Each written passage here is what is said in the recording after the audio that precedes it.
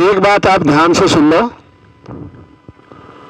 बड़ा पवित्र वातावरण है, बड़ा पवित्र आपने कर्म किया और बहुत तपस्वी लोग हो आप। जो लोग इतनी दूर दूर से चल करके आते हैं और अपनी आहुति डालते हैं, बहुत बड़े तपस्वी लोगों का काम होता है ये। सच में आपने साबित कर दिया कि ये जो भूमि है ना, ये देव भूमि है, इसमें कोई शक नहीं रहा आज।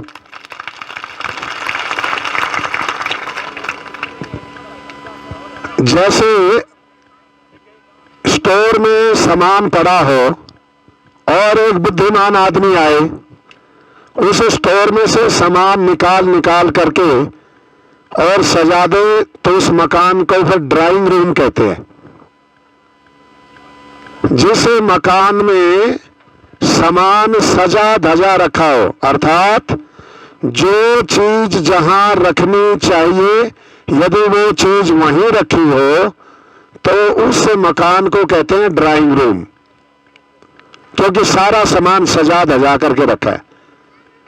और ऐसे उठा करके ऊपर नीचे उठा पटक डाल रखा हो, तो उस जगह को कहते हैं स्टोर। स्टोर में सजा धजा नहीं होता, सामान ऊपर नीचे पड़ा होता है। ऐसे ही आपके घर में सब कुछ है, पर वो थोड़ा ऊपर नीचे पड़ा है, उसको आपने ठीक ठीक सजा करके रखना है। बस सजा करके रखोगे तो फिर वो घर स्वर्ग बन जाएगा। 5 चीजें आपने अपने घर में आज से रोज करनी है, 5 कर्म। पहला क्या है? सबसे पहले उठते ही आंख खुलती है ना, सबसे पहले उठते ही आंख खुलते ही परम पिता परमेश्वर का नाम लेना है।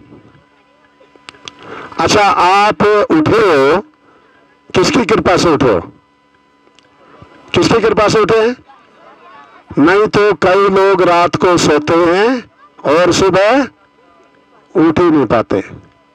बहुत लोग ऐसे, हमारे परिचित बहुत सारे लोग ऐसे चले गए, रात को सोए थे और सुबह उठाने गए तो वो वहां थे ही नहीं।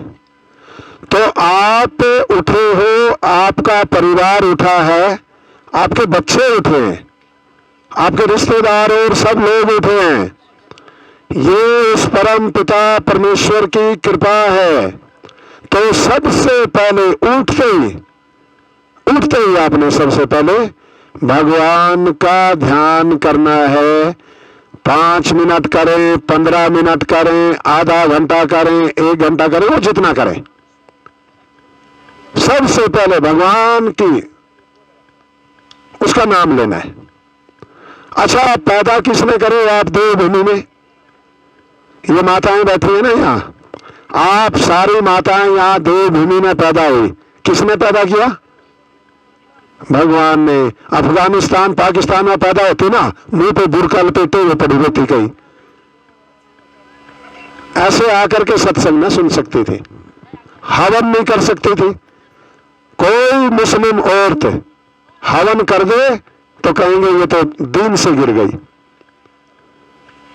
इसका कोई दीन नहीं रहा। आपको परम पिता परमेश्वर ने इस देवभूमि में पैदा किया और आपको ये कर्म करने का अवसर दिया। पीछे मैं अमेरिका में था तो एक अफगानिस्तान की महिला थी, वहां बोले, स्वामी जी हम पहले सोचते थे कि ये पता नहीं सारी दुनिया के लोग भारत को पुण्य भूमि क्यों कहते हैं, भारत को देवभूमि क्यों कहते हैं, भारत को स्वर्ग की भूमि क्यों कहते हैं, हमें पता नहीं था। हम सोचते थे अब अपने देश को सब लोग भूमि कहते हैं, पुण्य भूमि कहते हैं, स्वर्ग भूमि कहते हैं। पर अब हमें पता चला क्यों भारत स्वर्ग भूमि है। मैंने कहा क्या हुआ? कि जहां पर बच्चा, बूढ़ा, औरत, जवान, कोई भी धर्म के मानने वाले लोग अपनी उपासना कर सकते हैं, उससे बड़ा और धरती पे कौन सा स्वर्ग होगा? बोला हमारे यहाँ तो पाकिस्तान में, अफगानिस्तान में यदि नमाज पढ़नी है तो पढ़ सकते हैं, हवन करना हो तो नहीं कर सकते। मान लिया कि यदि मेरा मन कर जाए मैं हवन करता हूं, तो वो तो हम हवन नहीं कर सकते वहां पाकिस्तान में, अफगानिस्तान में। मैंने कहा हमारे यहां तो कोई भी कर सकता है। फिर मैंने उसको एक कहानी बताई, आप ध्यान से सुनना उस बात को। आज मैं आपको जो संदेश देने आया था ना, वो संदेश देंगे, आपने उसको संभाल करके लेके जाना है। मैं आपको थोड़ा सा इतिहास का स्मरण कराना चाहता हूं। ये माइक वाइक खराब हो गया तो थोड़ा अब माहौल बदल गया। अब सुनो, मैं एक बात बताता हूं। हमारा देश 700 साल तक मुसलमानों ने कहीं ना कहीं किसी ना कोई कोने पर राज किया, और 300 साल ईसाइयों ने राज किया। 700 साल में मुसलमान इसे इस्लामिक देश न बना सके, और 300 साल में क्रिश्चियन इसे ईसाई देश न बना सके। 300 साल, जबकि ये दोनों विचारधाराएं जहां दुनिया में गई, इन्होंने किसी भी व्यक्ति को वहां शेष नहीं छोड़ा। ईरान पहले महाभारत के समय में तो वो सनातन धर्म का केंद्र था, फिर वो पारसी हो गया। इस्लाम का आक्रमण हुआ तो 12 साल में इस्लाम मुस्लिम देश बन गया। इराक 12-15 साल में वो भी मुस्लिम देश बन गया। अमेरिका में ईसाई गए, अमेरिका के मूल धर्म को, विचार को मानने वाला आज वहां कोई नहीं, थोड़े से लोग बचे हैं, 10-15 हजार लोग, रेड इंडियन जिनको कहते हैं। कनाडा में कोई नहीं बचा, ऑस्ट्रेलिया में कोई नहीं बचा, थोड़े थोड़े दिन राज करने के बाद। भारत आज भी हिंदू देश है। भारत आज भी हिंदू देश है। क्यों है? क्योंकि ध्यान रखना बच्चों, आप मेरी बात को सुन करके आज पल्ले में गांठ बांध लेना। ये जितने दुनिया के धर्म हैं, ये जितने, आवाज आ रही है पीछे तक? आ रही है?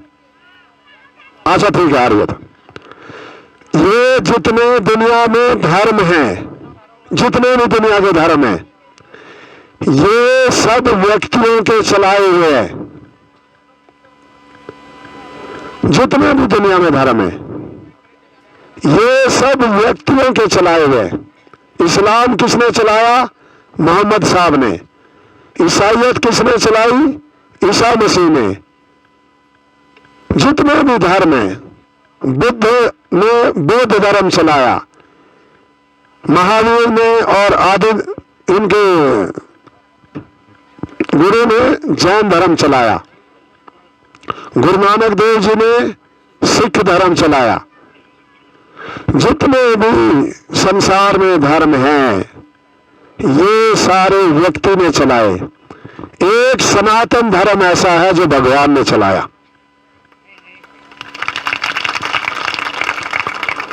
सनातन धर्म किसी व्यक्ति ने नहीं चलाया, किसी ने भी। अच्छा, कृष्ण जी महाराज को 5200 वर्ष पहले धरती पे, कृष्ण जी महाराज को 5200 वर्ष हुए, पर सनातन धर्म 5200 वर्ष पहले भी था। रामचंद्र जी महाराज को 9,80,000 वर्ष हो गए। 9,80,000 वर्ष इस धरती पे हुआ राम। बोले सनातन धर्म उनसे पहले था या उनके बाद में शुरू हुआ है? पहले से था। सारी दुनिया के धर्म हैं जो मतपंथ हैं, वो व्यक्ति ने चलाए हैं, पर सनातन धर्म को किसी व्यक्ति ने नहीं चलाया। सनातन धर्म को स्वयं भगवान ने चलाया। इसलिए इसको सनातन कहते हैं। ध्यान रखना मेरी बात। कितना पुराना है ये सनातन धर्म? कितना पुराना है? जितना पुराना सूर्य, जितनी पुरानी हवा, जितना पुराना धरती, जितनी पुराना पानी, ये सनातन धर्म उतना पुराना है। सनातन धर्म के धर्म ग्रंथ क्या है? इसका हर एक, जैसे इस्लाम का धर्म ग्रंथ है कुरान, ईसाइयत का धर्म ग्रंथ है बाइबल, ऐसे जैसे सिख धर्म का धर्म ग्रंथ है गुरु ग्रंथ, ऐसे सनातन धर्म के ग्रंथ क्या है? वेद। देखो, ताली बजाओ इन बच्चों के लिए। अरे कौन कहता है कि बच्चों को धर्म का पता नहीं है? हाँ, थोड़े बताने वाले थोड़े सो गए हैं, इसमें बच्चों का कोई कसूर नहीं है, आपका कोई कसूर नहीं है। कसूर है तो हमारा है, क्योंकि हम बताने के लिए समय समय पे आते नहीं, और जो बताने के लिए आते हैं वो कुछ और ही बता जाते हैं। संकट ये हो गया, अब संकट ये है। तो मैंने उसको एक घटना सुनाई। उसने जब ये कहा 700 साल की इस्लाम के शासन के बाद और 300 साल के ईसाइयों के, अंग्रेजों के शासन के बाद फिर भी ये देश हिंदू क्यों है? मैंने कहा मैं बताता हूं हिंदू क्यों है। मेरे एक मित्र हैं, वो मुसलमान हैं, इमाम हैं, और कई लाख इमामों के वो लीडर हैं, 5 लाख इमामों के। वो एक दिन आए, शाम का समय था, रात को मुझे मिलने के लिए गुरुकुल में। ध्यान से सुनना बात। मुझे बोले स्वामी जी, हमारा तो नमाज पढ़ने का टाइम हो गया, हम नमाज पढ़ेंगे, बताओ कहां पढ़े? हमारे वहां बराबर में जहां हम यज्ञ करते हैं, हवन करते हैं, भगवान का ध्यान करते हैं, भजन करते हैं। मैंने कहा भाई, हम यहां अपने भगवान की, परमेश्वर का ध्यान हम यहां करते हैं, तुम भी अपने अल्लाह के लिए नमाज यहीं पढ़ लो। और आकर के नमाज पढ़ ली उन्होंने। नमाज पढ़ करके वो मुझे यूं कहने लगे, स्वामी जी हम में और आप में क्या फर्क है? ये झगड़ा किस बात का है? आप में और हम में क्या फर्क है? मैंने कहा एक फर्क है।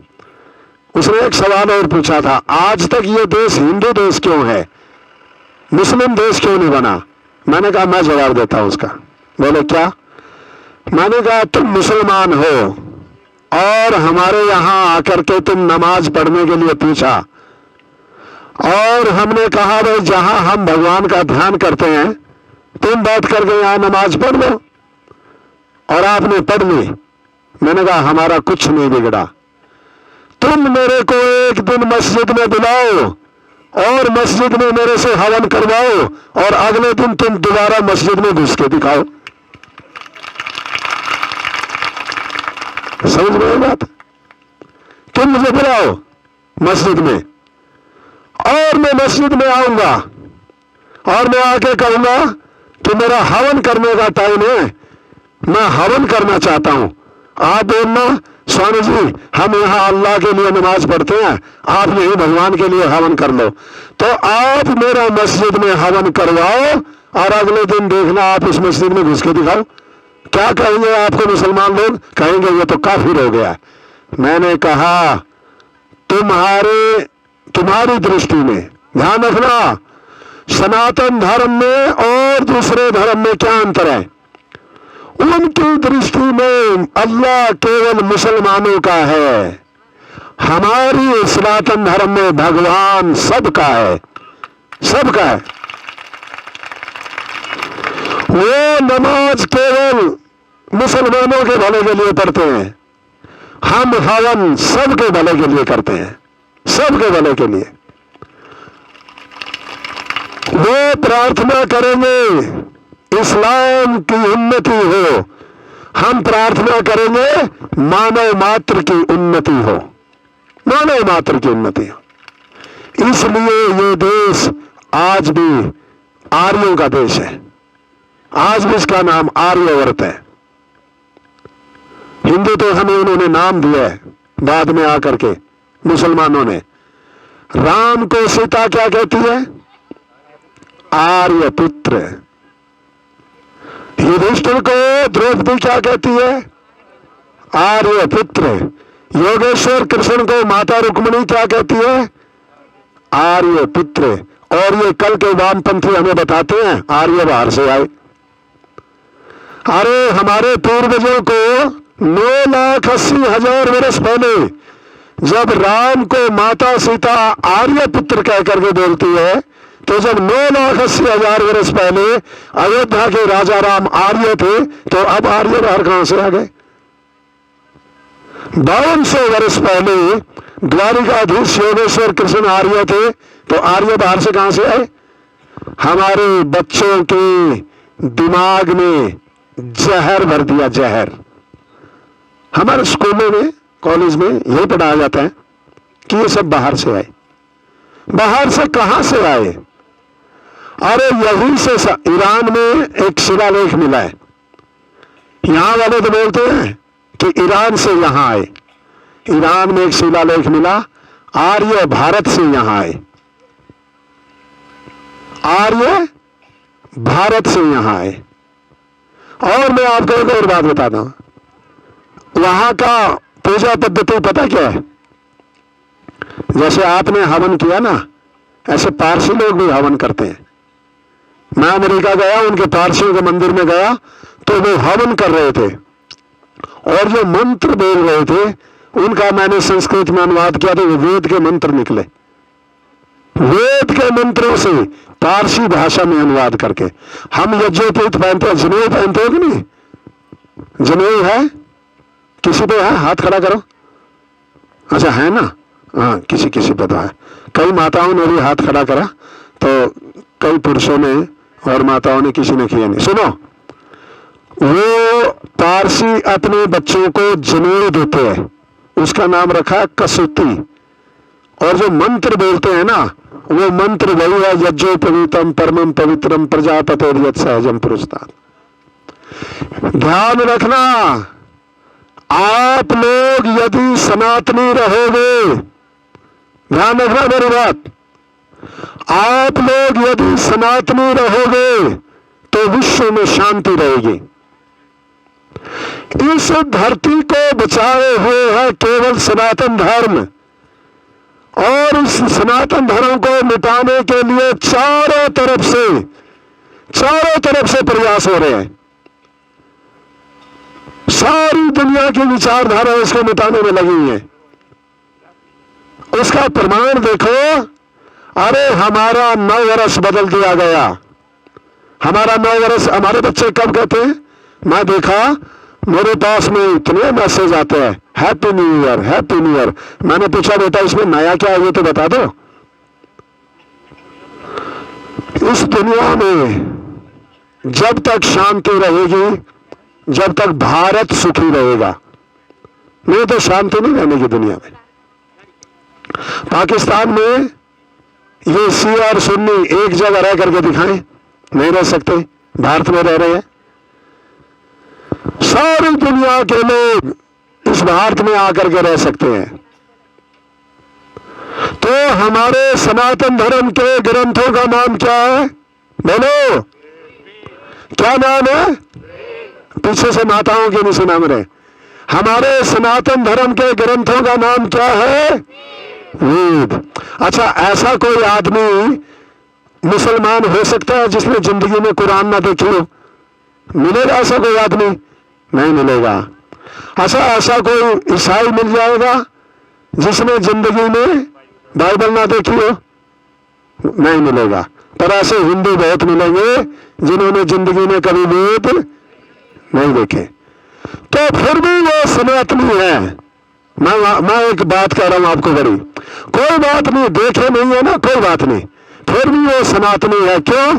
क्योंकि वो सत्संग सुनता है, क्योंकि वो और सत्संग में वेद का विद्वान आता है और उन्हें चारों वेदों का उपदेश दे करके जाता है।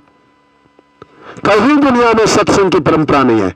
इस्लाम में सत्संग की परंपरा नहीं है, ईसाइयों के यहां भी सत्संग की परंपरा नहीं है।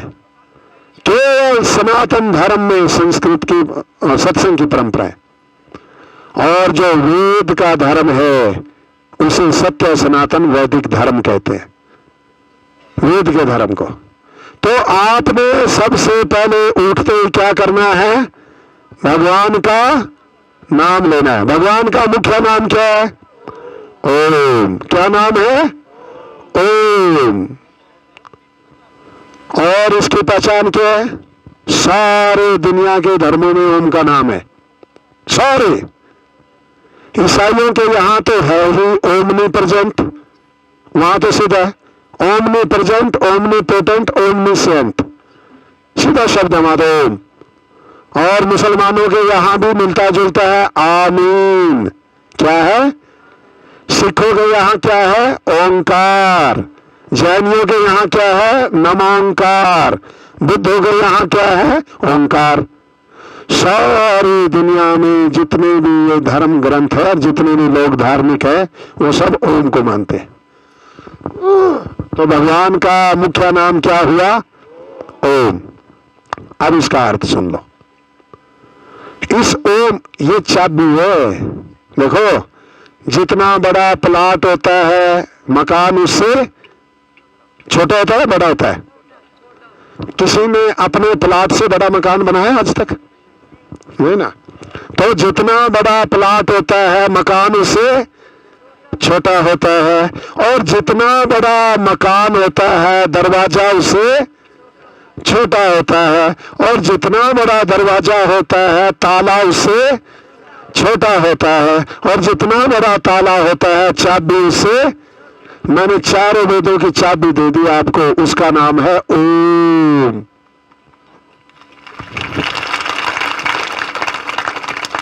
उस वेद के भवन में यदि प्रवेश करना है तो उसकी चाबी क्या है?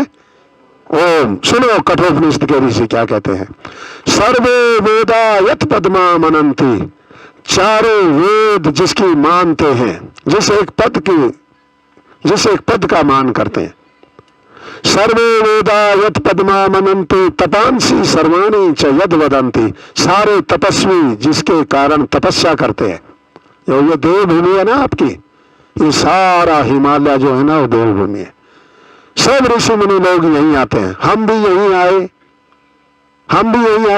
क्यों आए? ये हमारे चौहान साहब है, जोगिंदर चौहान जी, और हमारे विजय पंडित जी, ये दो तो हमारे ट्रस्ट के ट्रस्टी बैठे हैं यहाँ। तो ये मुझे पूछने लगे, आपके क्या सूझी, आप वहां नीचे से और यहाँ पे आए? मैंने कहा मैं क्या करूं, मुझे लगता है मैं पिछले जन्म में मैं भी हिमाचली रहा हूं। मुझे ऐसा लगता है। जब भी मौका लगे वहां, ये यहीं इसमें सिरमौर में नाहन में मेरे मित्र थे, वो चले गए। इतने पवित्र आत्मा थे, पदम सिंह चौहान डीसी थे वो यहाँ। उससे दिवंगत आत्मा को मैं आज श्रद्धांजलि देता हूं यहां बैठ करके। मैं उससे मिलने आया था, मेरी बहुत गहरी दोस्ती थी उनके साथ। बहुत तपस्वी आदमी थे, बहुत अच्छे आदमी थे, ये सब लोग अधिकारी जानते। आज मैं उस दिवंगत आत्मा को याद कर रहा हूं। वो मेरे को बोले, स्वामी जी आप तो हिमाचली हो, बार बार हिमाचल में आते हो, नीचे इतना आपका मन नहीं लगता, ऊपर लगता है, तो आपकी कोई ऐसी व्यवस्था करते हैं, आप यहीं रह जाओ। मैंने कहा हाँ ऐसे कर दो। तो तब घूमते ये देवा मानल नौर आधार के बीच में आ बैठे, और आज आप यहाँ इस पवित्र कर्म को कर रहे हैं। आपको चाबी पकड़ा दिया, चाबी। सनातन धर्म की एक विशेषता है माताओं, सुनो, जिसको नमाज पढ़ने नहीं आती है मुसलमान नहीं है, और जिसको प्रार्थना करने नहीं आती वो ईसाई नहीं है। हमारे यहाँ बहुत छूट है, जिसको ओम का जाप करना आ गया वो सनातनी है। चाहे अनपढ़ हो, चाहे बूढ़ा हो, चाहे छोटा हो, चाहे बड़ा हो, खाली ओम का जाप करे सुबह शाम। ओम का अर्थ है सर्व रक्षक। ओम का अर्थ क्या है? सर्व रक्षक का अर्थ है सबकी रक्षा करने वाला। हमारी नहीं, सबकी रक्षा करने वाले को कहते हैं सर्व रक्षक। उस परम पिता परमेश्वर का कोई छोटा बड़ा, कोई अपना नहीं, कोई पराया नहीं, सब उसके है, वो सबकी रक्षा करेगा। तो पहला काम अपने घर को स्वर्ग बनाना है, तो उठते सबसे पहले ओम का जाप करें। महर्षि दयानंद जी महाराज ने सत्यार्थ प्रकाश में पहले समोल्लास में ईश्वर के नामों की व्याख्या की है और उसमें ओमकार को, ओम को मुख्य बताया कि भगवान का मुख्य नाम ओम है। हम सब लोग विद्वानों से सुनते हैं ओम नाम सबसे बड़ा, इससे बड़ा कोई, जो सुमरन करे ओम का शुद्ध आत्मा हो। आत्मा शुद्ध होती है। आत्मा शुद्ध किससे होगी? ओम का जाप करने से। और शरीर शुद्ध किससे होगा? शरीर शुद्ध ओम का जाप करने से नहीं होगा। शरीर शुद्ध होगा जल में स्नान करने से। महर्षि मनु, ये मनुवाद मनुवाद मनुवाद चलाते रहते हैं ना, इनको पता नहीं, इन्होंने मनुस्मृति पढ़ी नहीं। महर्षि मनु ने लिखा है अधोगात्राणि शुद्ध्यन्ति, शरीर यदि शुद्ध होगा तो जल से, और मनः सत्येन शुद्धति, मन यदि शुद्ध होगा तो सच बोलने से। मन की साबुन क्या है? सच्चाई। सच बोलो, मन पवित्र हो जाएगा। और शरीर, पानी डालो तो शरीर पवित्र हो जाएगा। और विद्या तपोभ्याम भूतात्मा, तपस्या करो और विद्या पढ़ो और ओम का जाप करो, उससे आत्मा शुद्ध होता है।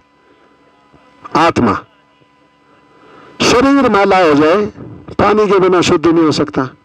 आत्मा मैली हो जाए भगवान के भजन के बिना शुद्ध नहीं होती। आत्मा तपस्वी हो, ओम का जाप करे, प्रभु की भक्ति करे, तो सबसे इसका फर्क देखना आप। यदि आप करना शुरू कर दिए ना, जो अनपढ़ हैं, जिनको गायत्री मंत्र भी नहीं आता, वो करें ओम का जाप, और जो पढ़े लिखे हैं वो करे गायत्री महामंत्र का जाप। बोलो एक बार सब मिलकर के ओम भूर।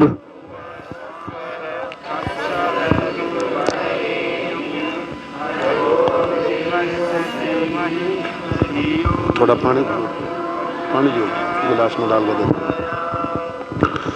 सुनो, अच्छा हाथ खड़ा करो एक बार, किन किन को गायत्री मंत्र आता है, मैं एक बार देख लो। अरे ताली बजा लो अपने लिए, वाह। अब सुनो मेरी बात। महर्षि मनु ने आपके लिए क्या कहा मैं बताता हूं। महर्षि मनु कहते हैं, मनुस्मृति इन्होंने पढ़ी होती ना तो ये महर्षि मनु के गीत गाते।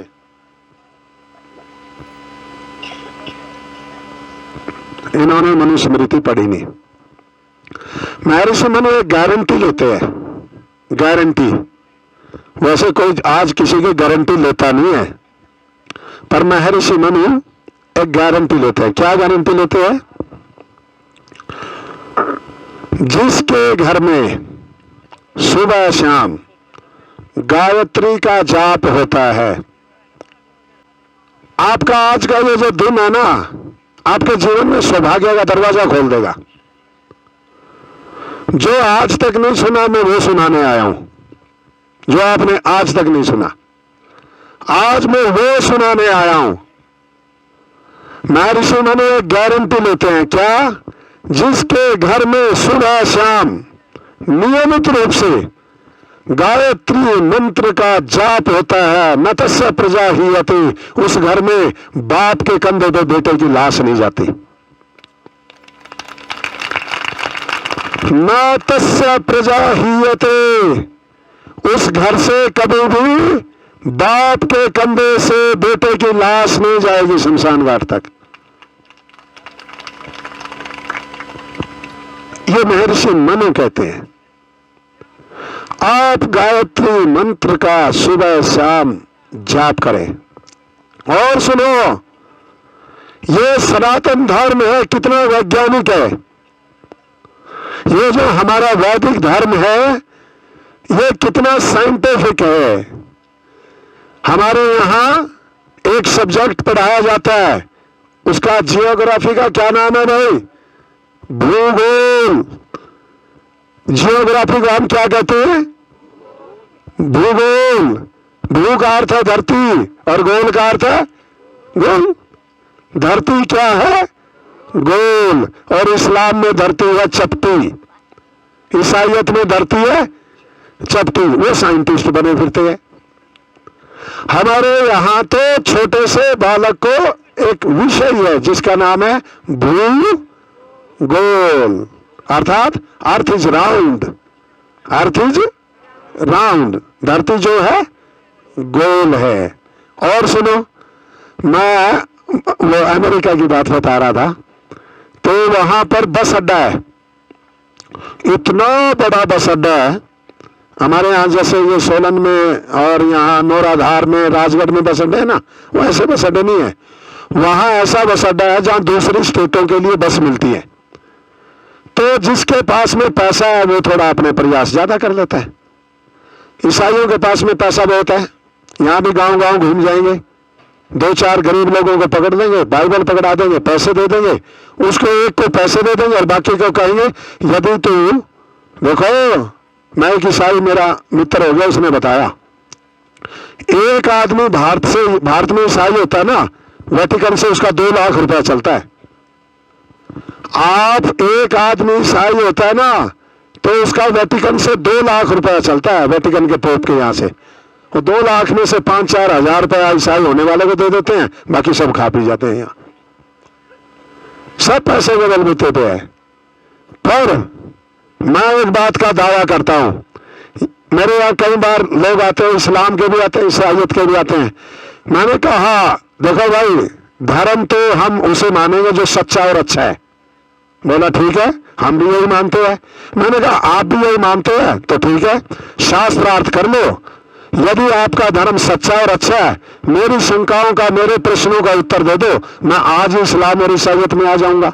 और यदि प्रश्नों का उत्तर न दे पाओ तो आप आज ही हमारे सत्य सनातनवादी धर्म में आ जाना। तो वो बोले नहीं, प्रश्नों का उत्तर हम आपके नहीं दे पाएंगे। फिर मैंने कहा अच्छा और सच्चा नहीं है। ध्यान रखना, महर्षि मनु कहते हैं धर्मो हतो हंति धर्मो रक्षति रक्षिता। वो लोग जिंदा रहेंगे, वो लोग इस धरती पे जिंदा रहेंगे, वो लोग जिनका धर्म जीवित है। और धर्म किनका जीवित है? जिनका धर्म प्रश्नों के उत्तर देता है, वो धर्म जीवित है। जिनका धर्म प्रश्नों के उत्तर देता है। मैं चैलेंज करता हूं, आधी दुनिया घूम चुका हूं मैं, कोई भी आदमी वेद पे, वैदिक धर्म पे, सनातन परंपराओं पे, सनातन मान्यताओं पे, वैदिक मान्यताओं पे सवाल उठाओ, हम जवाब देंगे। नहीं जवाब दिया गया तो अगले का धर्म स्वीकार कर लेंगे।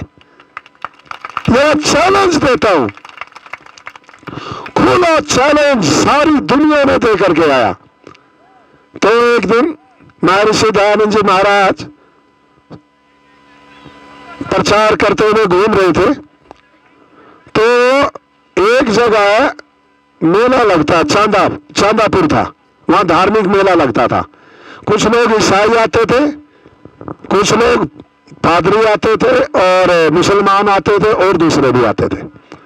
वो हिंदू धर्म पे आक्षेप करते, कुछ की कुछ सुनाते, कुछ कल्पनाएं जो हमारे यहाँ चल पड़ी उन कल्पनाओं को सुनाते, और कुछ को ईसाई बना लेते, कुछ को मुसलमान। तो एक आदमी ने कहा कि भाई सनातन धर्म का प्रतिनिधित्व करने के लिए हम स्वामी दयानंद को बुलाएंगे। मुसलमान ईसाई जानते नहीं थे, उन्होंने बुला लिया। तो आकर के बोले भाई आप सनातन धर्म को मानते हैं? बोला हाँ, हमारा धर्म सनातन है, हमारे धर्म ग्रंथ सनातन है। बोला क्या धर्म ग्रंथ है आपके? बोला वेद। बोला आप अपनी बात कहो। तो उन्होंने ईसाई से कहा पहले तुम बताओ। बोला किस विषय में बात होगी? सृष्टि पे, सृष्टि कैसे बनी। ऋषि दयानंद जी महाराज से पूछा, उन्होंने वेद के आधार पर बता दिया। बाइबल के वाले का नंबर आया, सुन लो बच्चों, तुम्हें कोई बाइबल का प्रचार करने के लिए तुम्हारे बच्चों को स्कूल में आए, कॉलेज में आए, तुम्हारे गांव में आए ईसाई, तो वहां ऋषि दयानंद जी महाराज ने पादरी से पूछा तुम बताओ सृष्टि कैसे बनी। तो पादरी बोला God created the sun on the 4th day. भगवान ने सूर्य चौथे दिन बनाया। ऋषि दयानंद जी महाराज कहने लगे रे पागल, दिन और रात तो बनते ही सूर्य के कारण है। जब सूर्य नहीं था तो चौथा दिन कहां से आ गया? जब सूर्य था ही नहीं तो पहला दिन, दूसरा दिन, तीसरा दिन, चौथा दिन कहां से आया? वो पादरी बोला, मैं इसके लिए जाता हूं, लघु शंका के लिए जाता हूं। वो लघु शंका का बहाना बना करके गया और वापस लौट करके नहीं आया। फिर आया मुल्ला का नंबर। मुल्ला से बोला, आप बताओ भाई दुनिया कैसे बनी? तो मौलवी ने जवाब दिया, भगवान ने कहा कुन, अल्लाह ने, खुदा ने कहा कुन और सृष्टि बन गई। बोला लो मैं भी कहता हूं कुन और एक तख्त और कुर्सी बना करके दिखा दे। बोला ऐसे तो नहीं बनेगी। बोला बनी किससे? बोला कुछ नहीं था। तो ऋषिदानंद जी महाराज ने सांख्य दर्शन का एक उदाहरण दिया कि अभाव से भाव कभी भी नहीं आता। और बच्चों को बताता हूं साइंटिफिक साइंस का रूल है, something can not be created from nothing, something can not be created from nothing. ना कुछ से कुछ पैदा नहीं किया जाता। तो उन्होंने कहा हमें पागल समझा क्या? वो भी बोला महाराज लघु शंका करके आता हूं, वो भी भाग गया। तो हमें तो पड़ा हुआ था। मेरे को वो प्रचारक मिल गए वहां अमेरिका के उस पे बस अड्डे पे, सब वो बोलते हैं उसके सब वो के अंदर। तो वो प्रचार कर रहे, मैं भी पास में गया तो मेरे ऊपर डोरे डालने लगे, आप हिंदू हैं, आप सनातनी हैं, आप भारत से आए हैं? मैंने कहा हाँ। आप क्या जानते हैं? मैंने कहा मैं तो कुछ नहीं जानता, आप कुछ बता दो तो मैं थोड़ा जान जाऊंगा। तो उनको सोचा कि हाँ ताजा ताजा माल हाथ लग गया। वो मेरे को कहने लगे देखो सबके पाप लेकर के और ईसा मसीह और यहाँ धरती से चले गए, फांसी पे चढ़ गए। तो मैंने कहा दुख किसका फल है, पाप का फल है या पुण्य का फल? बोला पाप का फल है दुख। फिर मैंने कहा जब सबका पाप ईसा मसीह ले गया तो दुनिया दुखी क्यों है? जब सबके पाप ईसा मसीह ले करके फांसी पे चढ़ गया तो फिर ये दुनिया दुखी क्यों है? बोला अच्छा मैं अपने पादरी से पूछ के बताता हूं। मैंने जल्दी पूछ, अभी मैंने कुछ और भी पूछना है। तो उसने पादरी से फोन मिलाया कि ऐसा ऐसा एक पूछ रहा है कोई। बोला अरे इसके ये तो पूछो ये आया कहां से है? मैंने कहा नहीं मैं तो यहीं घूमता हूं कहीं से नहीं। मैंने तो और सवाल उठाने थे इस पे। बोला चलो आप कोई और सवाल पूछो। मैंने वो बाइबल में से निकाल लिया, फ्री बांट रहे थे ना बाइबल, मैंने यह निकाल लिया। मैंने कहा देखो तुम्हारे यहाँ, मैंने कहा धरती गोल है चपटी है? बोला गोल है। मैंने कहा तुम्हारे यहाँ चपटी लिखी है। उसने फिर पादरी को फोन मिलाया और पादरी से फोन मिला करके पूछने लगा ये पूछता है धरती चपटी है या गोल है? अरे बोला इससे ये पूछ कि कौन है? मैंने कहा बाद में बताऊंगा। तो तीसरा सवाल और पूछा मैंने कहा देखो बाइबल में लिखा है God created the sun on the 4th day. मैंने कहा तुम ये बताओ जब सूर्य था ही नहीं तो भगवान ने दिन और रात कैसे बनाए? उसने फिर पादरी से फोन मिला, बोला ये पूछ रहा है जब सूर्य था ही नहीं तो दिन और रात कहां से आए? अरे बोला गधे से ये पूछ के यार ये समाजी तो नहीं है। बोला इसको ये पूछ कि ये आर्य समाजी तो नहीं है। मैंने कहा क्यों ऐसा बोलता है वो? बोला ये कुरान बाइबल इनके सवालों पे इन पे आक्षेप करना ये आर्य समाज वाले करते हैं, बाकी बेटा किसी के बस की बात नहीं है। मैंने कहा हम पढ़ते हैं, तुम क्या हमारे लोगों को, हमारे राम और कृष्ण की बेइज्जती करते हो, अपमान करते हैं? ध्यान रखो जो राम और कृष्ण के बारे में गलत बोले वो हमारा शत्रु है, क्योंकि हम राम और कृष्ण की औलाद है। कुछ की कुछ कहानियां सुनाएंगे आपको। वो उड़ीसा में क्या गरीब लोग हैं, प्रचार करने का, ईसाई बनाने का नया तरीका बनाया उन्होंने। क्या मूर्तियां बना ली, राम और कृष्ण की मूर्ति बनाई लकड़ी की, नहीं सॉरी तांबे की, और ईसा मसीह की मूर्ति बनाई लकड़ी की और एक ड्राम में डाल दी। बोला जिसका भगवान सच्चा होगा वो तैर जाएगा और जिसका भगवान झूठा होगा वो डूब जाएगा। अब राम और कृष्ण की मूर्ति तो बनाई तांबे की और ईसा मसीह की बनाई। भाई ये लेके जाइए रे, किसका है? किसका है बेटा? पहचान गए अपने मम्मी पापा को? पापा का है, मम्मी का नहीं है। बेचारे इसका कसूर नहीं है। किसी का बालक जा रहा होगा ना, यूं कहेंगे देखो राम सिंह का छोरा जा रहा है ना, जबकि राम सिंह ने उसको पैदा नहीं किया, पैदा तो उसकी मम्मी ने किया। बैठ जाओ बेटा, शाबाश, बैठो बेटा, मैं आपको बात सुनाता हूं। वो उड़ीसा में क्या हुआ, बिल्कुल आदिवासी क्षेत्रों में गए और वहां जाकर के राम और कृष्ण की मूर्ति बनाई तांबे की और ईसा मसीह की बनाई लकड़ी की और बोला अब परीक्षा होगी किसका भगवान सच्चा है। इतनी देर में एक गुरुकुल का पढ़ा हुआ ब्रह्मचारी आ गया और गुरुकुल का पढ़ा हुआ ब्रह्मचारी घूमते घूमते देखा बहुत भीड़ हो रही है, जाके देखा कि क्या चल रहा है। उसने कहा आज यहाँ परीक्षा होगी। बोला काहे की परीक्षा ले रहे हो? कि राम और कृष्ण की मूर्ति और ईसा मसीह की मूर्ति सब पानी में डालेंगे, जो तर जाएगा वो सच्चा होगा और वही सबको तराएगा। उन्होंने देखा हो हमारे वाले की तो मूर्ति तांबे की बना रखी है और अपने वाले की लकड़ी की। वो बोला पादरी साहब आपके यहाँ परीक्षा पानी की होती होगी, हमारे यहाँ पानी की परीक्षा नहीं होती। बोला और? बोला हमारे यहाँ तो अग्नि परीक्षा होती है।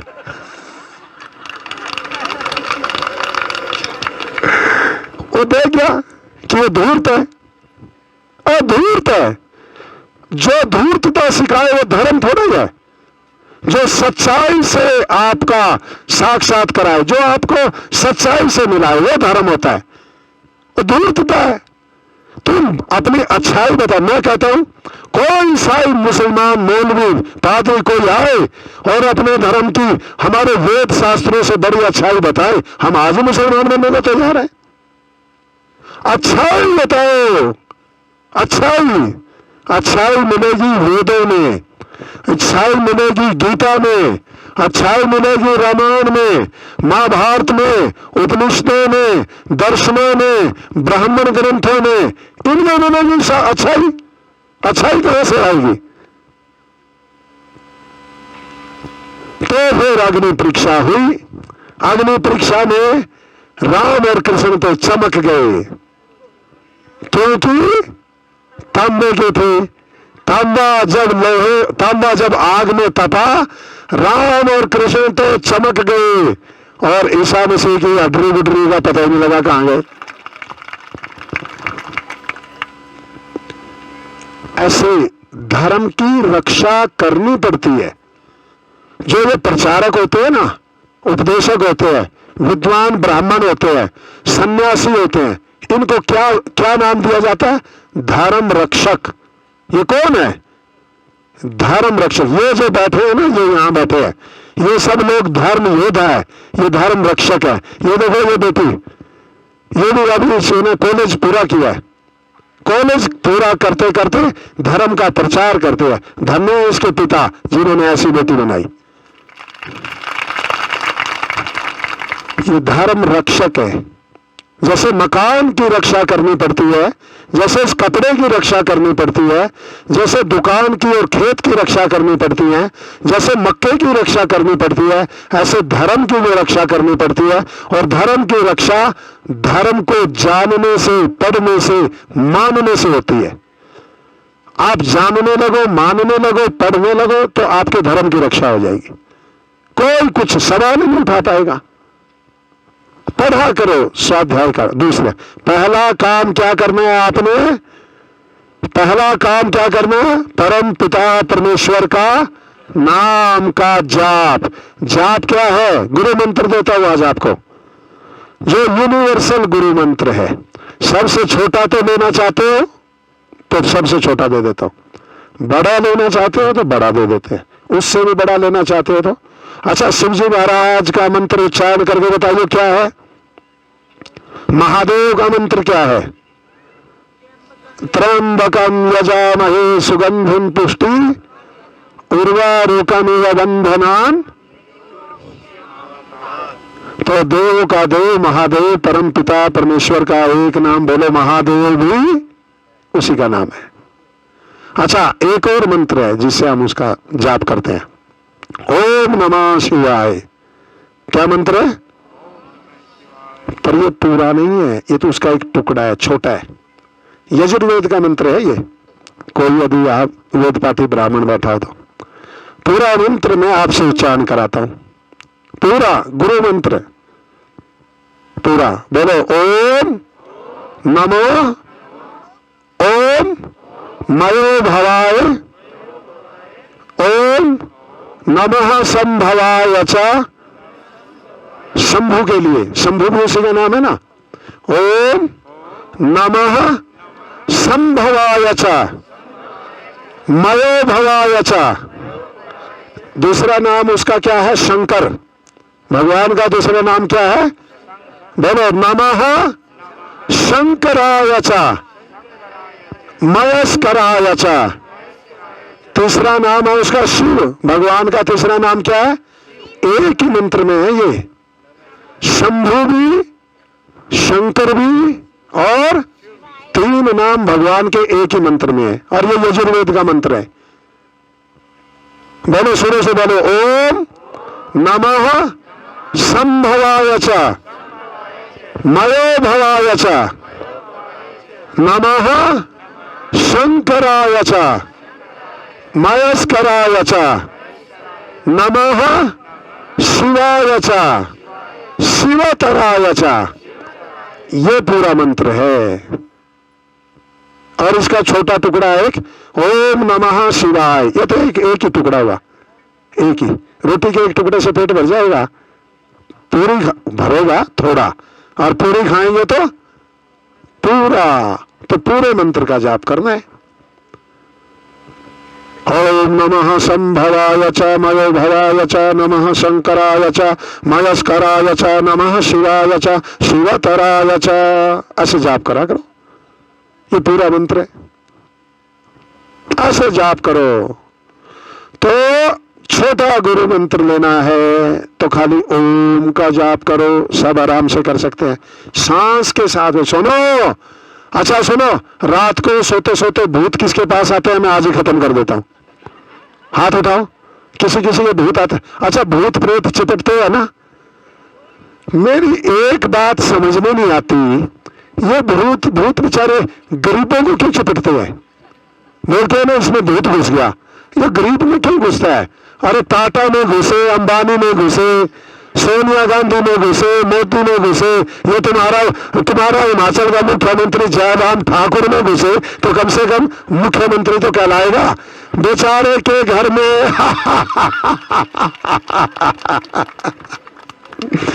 अरे बेचारे के जिसमें खाने को दाने नहीं, पहनने को कपड़े नहीं, उसमें घुस के क्या लेगा? लेगा क्या वहां घुस करके? हैं? कम से कम और किसी में नहीं घुसता तो जोगेंद्र चौहान में घुसे, कम से कम चीफ इंजीनियर तो बने। ये काकोराम तहसीलदार बैठा तो इसमें घुसे, कम से कम तहसीलदार तो बने। भूत भाई जिसमें घुसेगा वैसे ही तो बनेगा। गरीब में घुसेगा गरीब कहलाएगा, अमीर में घुसेगा तो अमीर कहलाएगा, प्रधानमंत्री में घुसेगा तो प्रधानमंत्री कहलाएगा, मुख्यमंत्री में घुसेगा तो। अरे मजदूर में घुसता है बेचारे में, क्या लेगा उसमें से? मजदूर में घुसेगा तो मजदूरी करनी पड़ेगी, क्या मिलेगा उसको वहां से? भूत क्या है? मनोरोग है। मैं बचपन में था ना, अब सुना वो कहानी, मेरे भी भूत चिपटते थे बचपन में। क्या था, कोई पिछले जन्म का कोई संबंध है इन पहाड़ पेड़ों का। मुझे बुखार चढ़ता था ना तब, तो रात को सोते तो रात को सपने में उड़ते ऐसे पहाड़ों में, बड़ा डरता, रात भर उठ उठ के रोता, हाय मर गया, हाय गिर गया। हमारी माँ पूछती क्या हो गया बेटा? मैंने कहा आसमान में ले गया एक बाबा, बाजू पकड़ के उड़ा के। अगले दिन हमारी माता जी, वो बूझने वाला होता है ना, वो ऐसे ऐसे बूझता करता है, उसके पास लेगी, देखना छोड़ोगे तो रात को भूत तंग करे। तो उसने क्या करा, मिर्च का धुआं घुसा दिया मुझे, मैं तो बेहोश हो गया था। और उसने 2-4 ऐसे डंडे डंडे से मारे। मैंने कहा नहीं नहीं, निकल गया बस हो। अरे कौन डंडे खाए भाई, कौन खाएगा डंडे? ये डंडे मारते हैं, जो भी झाड़े झूड़े वाले होते हैं ना, डंडे मारते हैं बेचारे। या तो बहुत इन मजदूरों को तंग करता है या इन माताओं को तंग करता है। माताओं में किस बहू में भूत घुसेगा? जिसकी सास बहू को तंग करेगी, पक्का भूत घुसेगा, पक्का। मेरे से 100% लिखवा लो। जो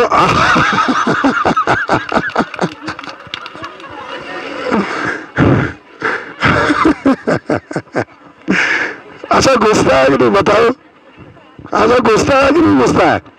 जो भी सास अपनी बहू को तंग करेगी, उसको अपने मायके जाने का यही बहाना है कि वहां अच्छा झाड़ा झपटा लगाने वाला है और मैं इलाज करवा के आती हूँ। एक ही बहाना बचा मायके जाने का, वैसे तो घर से बाहर निकलने नहीं देती। ये इसलिए भूत घुसते हैं। ये देखो, मैं सबसे पहले दिन आया ना, इस जगह पे मैंने चक्कर लगाया। चक्कर लगा करके मैंने देखा उधर सिद्धकुल देवता का स्थान है। मैंने कहा यही जगह लेंगे, जहां सिद्धकुल देवता बैठा है वहीं में हम बैठेंगे, यही जगह लेंगे। कितना बड़ा प्रताप है। मैंने जब इतिहास सुना ना यहाँ के लोगों से, सिद्धकुल देव, अरे वो तो जो ऋषियों ने काम किया वो इन्होंने काम किया। धर्म को बचाने के लिए आचार्य जी बहुत बड़ा बलिदान दिया, तब उसका नाम चला हुआ है। ये जिसके घर में भूत घुसते हैं ना, अब उसका उपाय बता रहा हूं। पहला काम करना है, भगवान का सूर्य नाम लेना है और रात को सोते समय ओम का जाप करते हुए सो जाओ। रात को ओम का जाप करते करते सोना है, फिर देखना कितनी अच्छी नींद आएगी। ओम का जाप कैसे करना है? सांस आए ओम, सांस बाहर छोड़े ओम, सांस भीतर आए ओम, सांस भीतर बाहर आए, सांसों के साथ में जोड़ दो। क्या करना है? श्वास श्वास माला बना लो, श्वासों की, श्वासों की माला बनाओ, ओम नाम का जाप करो, फिर देखो तुम्हारा कैसे कल्याण होता है। और दूसरा काम क्या करना है? दूसरा काम करना, अपने घर में हवन करना है। क्या करना है दूसरा काम? अपने घर में हवन करना है। कैसे हवन करोगे? थोड़ा सा कोई छोटा सा अग्नि ले ले, उसमें घी की सामग्री की गुग्गुल की आहुति डाले, गायत्री मंत्र बोल के डाले या ओम का नाम, ओम का जाप करते हुए ओम कह करके ओम स्वाहा ओम स्वाहा ओम स्वाहा ऐसा करके ही डाल दे। उसी से आपका कल्याण हो जाएगा, घर शुद्ध हो जाएगा, सब देवी देवताओं का आशीर्वाद मिलेगा। क्योंकि इसका नाम देव यज्ञ भी है। हवन को क्या बोलते हैं? जहां देव यज्ञ होता है वहां सारे देवताओं का आशीर्वाद होता है और उस घर में रहने वाले सब देव बन जाते हैं। पीछे मैं एक दिन ये देशराज को कहा, मैंने कहा देशराज वहां हवन करना है, तो बोले इन तारीखों में, तो मैंने कहा इन तारीखों में करना है। तो देशराज बोला फिर यहाँ परंपरा ये है, यदि गांव के लोग इन तारीखों में ना चाहते हो और आप इन तारीखों में चाहते हो तो फिर हमें स्थान देवता से परमिशन लेनी पड़ती है। मैंने कहा लो, मैं उसके लिए तैयार हूं। तो वो बोले कि एक गांव में बहुत धर्मात्मा बूढ़ा आदमी था, तो उससे जाकर के बोले कि हम देवताओं के लिए यहाँ यज्ञ करना चाहते हैं, गांव के लोग उस तारीख में स्वामी जी के पास में इस टाइम हवन है का टाइम है, उन दिनों में स्वामी जी के पास टाइम नहीं है, कौन सी तारीखों में करें? वो बहुत देर बैठ करके बोला जिन तारीखों में स्वामी जी के पास में टाइम है उन तारीखों में करो। क्यों? क्योंकि वो देव है। क्या है वो? देव है। देव कभी भी देव यज्ञ के बारे में उल्टा सीधा बोल ही नहीं सकते, कभी नहीं हो सकता। तो आपने दूसरा कर्म करना है, अपने घर में छोटा सा हवन करना, रोज 5 गायत्री मंत्र की आहुति दे दे या ओम स्वाहा कह करके केवल 5 आहुति दे दो, 11 दे दो, 21 दे दो, आपका घर स्वर्ग बन जाएगा। और तीसरा काम क्या करना है? जिसके घर में भी बूढ़े माता पिता हो या सास ससुर हो, उनकी सेवा करनी है। उनकी क्या करनी है? वो चाहे आपके बारे में कितना उल्टा बोले, कितनी आपकी बुराई करे, उस बात को छोड़ दो, आप उनकी सेवा करो। क्यों? वो आपने अपनी मर्जी से नहीं बनाए, सास ससुर माँ बाप आपने अपनी मर्जी से नहीं बनाए, भगवान ने बनाए हैं, आपकी मर्जी नहीं है।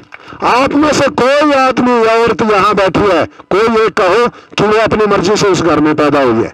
नहीं, कोई अपनी मर्जी से पैदा नहीं होता, भगवान की मर्जी से पैदा होता है।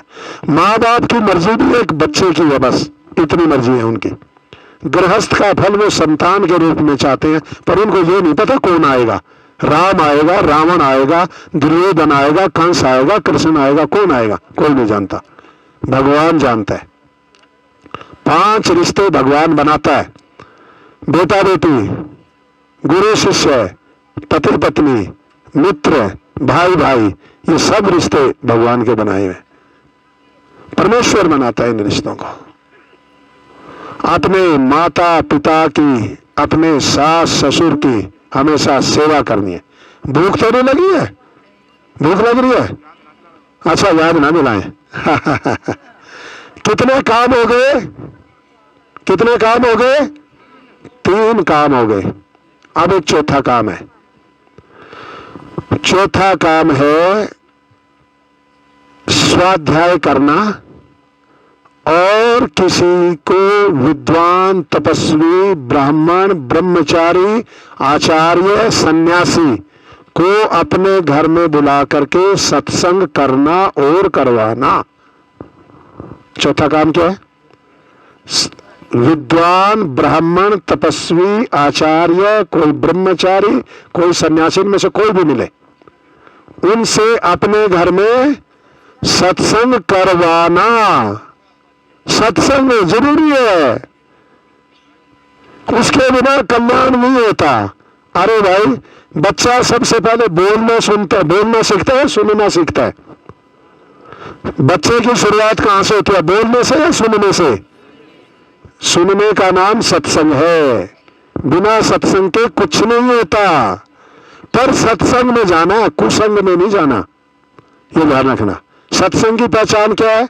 जहां वेद, शास्त्र, रामायण, महाभारत, गीता, उपनिषद, जहां इनका उपदेश दिया जाता हो, वो है सत्संग, और बाकी सब है कुसंग। सारे वेद हमारे धर्म का सूर्य है। रामायण, अरे 5वां वेद है महाभारत। महाभारत को क्या कहते हैं? 5वां वेद। एक बोला जी हमारे घर में मना कर दिया महाभारत रखने से। बोला क्यों? बोला महाभारत रखेंगे तो लड़ाई हो जाएगी। मैंने कहा सुप्रीम कोर्ट में इतने मुकदमे रखे हैं, ये सारे महाभारत के रखने से हो रहे हैं क्या? अरे महाभारत तो 5वां वेद है। जो महाभारत की बात मान लोगे ना तो लड़ाई कभी होगी ही नहीं, कभी नहीं होगी। तो नहीं होगी, वो लड़ाई होने के बाद में लिखा गया है। कौरवों की पांडवों की लड़ाई हुई थी ना, तो उसके बाद में महर्षि व्यास ने लिखा, तो लड़ाई हो ही नहीं सकती। महर्षि व्यास की शिक्षा ले लो, कभी नहीं होगी लड़ाई। और एक 5वां काम रह गया, वो है दान। वो क्या है? दान। जिसने भी देवता बनना है, ध्यान से सुनो भाई ये बात, जिसने भी देवता बनना है, जिसने भी देवता कहलाना है, वो दान करे, हर रोज करे। कैसा दान?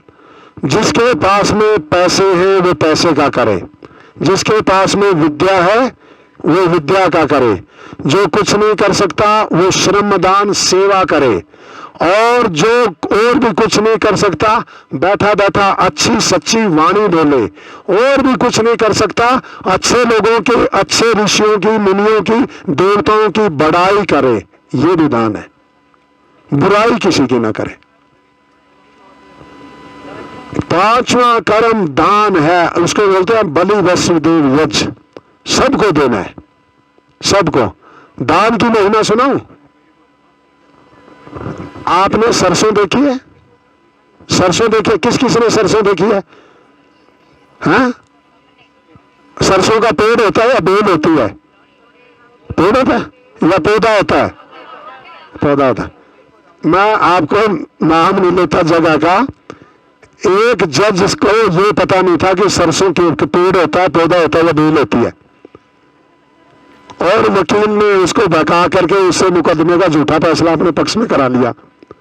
बोला जी सरसों तो आपने देखी है कि नहीं देखी है, जो 1.5 इंच का छोटा सा पौधा होता है और इसकी सरसों फूंक दी, 1.5 इंच में कितना नुकसान होगा, 1.5 इंच के 10 पौधे हम दे देंगे, इसने मुकदमा दायर करेगा 50,000, उसने फाइल फेंक के मारी, इतना नुकसान थोड़ी है, क्योंकि अकल का कुल नहीं था, कॉन्वेंट स्कूल में पढ़ा, धर्म की शिक्षा ली नहीं, धर्म की शिक्षा मिली नहीं।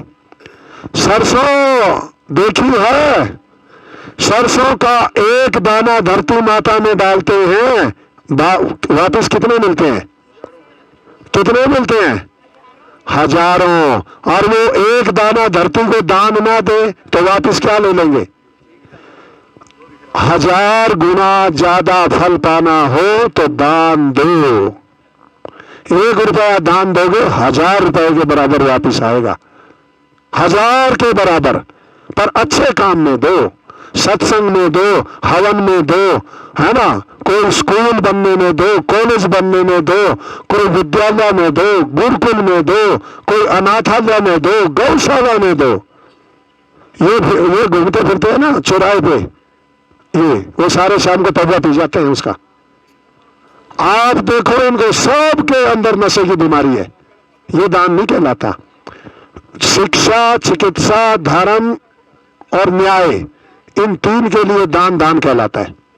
आप गुरुकुल के लिए, कोई अनाथालय के लिए, स्कूल के लिए, कॉलेज के लिए, अस्पताल के लिए, हवन के लिए, गौशाला के लिए, सत्संग के लिए, उसके लिए दान दो, 1000 गुना ज्यादा फल मिलेगा।